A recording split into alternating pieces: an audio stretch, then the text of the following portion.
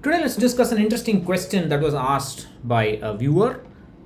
How can I identify my risk appetite, and what are the list of points to consider while deciding asset allocation? Now, many people have a wrong idea about what risk appetite is, and they actually think it's possible to to to classify risk appetite in terms of low, medium, and high. This is just as wrong as assuming that marks are a measure of a student's intelligence. Marks are not a measure of a student's intelligence. Marks are a measure of how well the student has managed his or her time and effort to comply with the requirements of a system.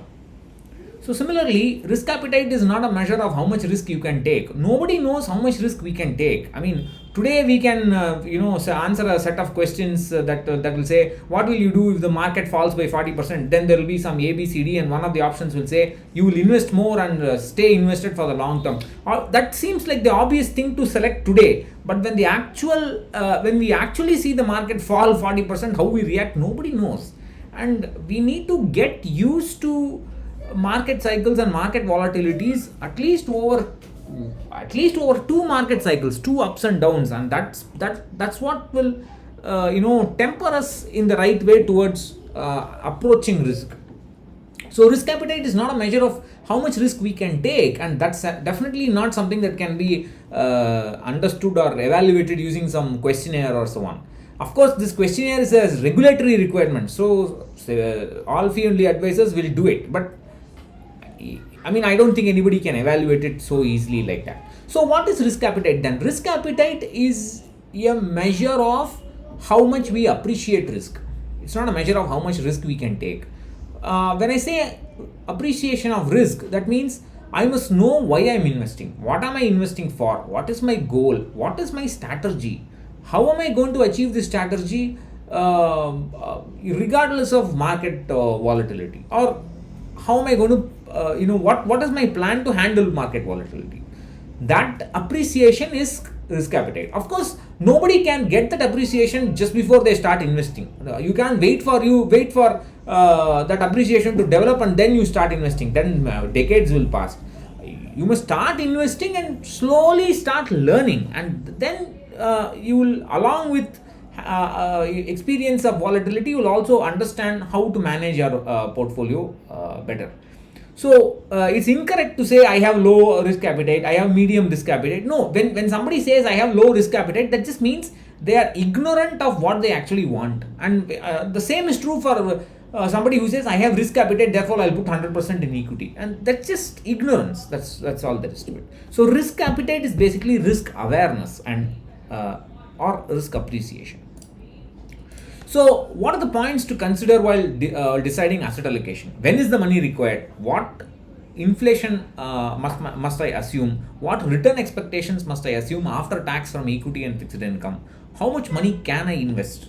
Now, you can use these inputs and put it into a standard calculator, or I have a robo advisory template that helps you automatically determine this asset allocation and as well as vary it. Now, if there is a difference between the money I can invest and the money I should invest, what should I do to arrive at a compromise?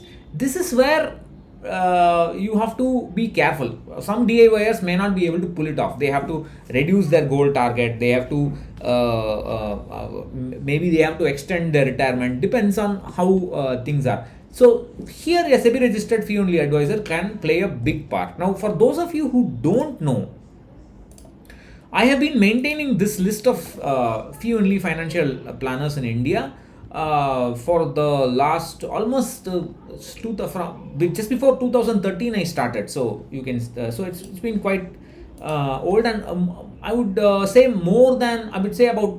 about 750 or more than that free FinCal readers would be working with the fee only financial planners in that list.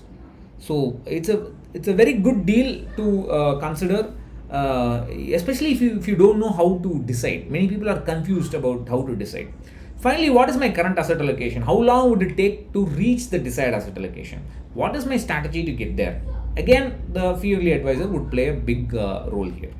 Now, finally, in risk appetite, when it coming back to risk appetite, there is the other problem also. It's not like many people need to invest in equity and they don't invest because they don't want to take risk. That's only one side of the coin. The other side of the coin I'm seeing recently is many people, particularly senior citizens who have never invested in mutual funds, never had any kind of capital market experience, they say that I want to start investing in mutual funds, I will put my money in balanced advantage fund and all that.